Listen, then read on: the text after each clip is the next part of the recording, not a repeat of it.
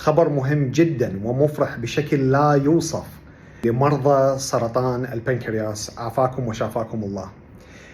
هذا الفيديو اللي تشوفوه هو ليس لحفل غنائي لمطرب مشهور، هو تجمع لأطباء وباحثين في علم الأورام.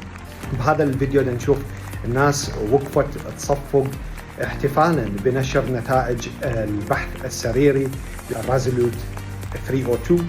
هذه التجربة السريرية قارنوا العلاج الكيميائي التقليدي بعلاج ثوري موجه جديد ينطق على شكل حبوب اسمه داراكسونراسب. هذه التجربة السريرية أثبت بأن هذا العلاج أكثر فعالية وأدى إلى إطالة عمر مرضى سرطان البنكرياس لحد الضعف مقارنة بالعلاج الكيميائي. قريبا هذا العلاج راح يحصل على التراخيص والتسجيلات اللازمة لاستخدامه في معظم دول العالم.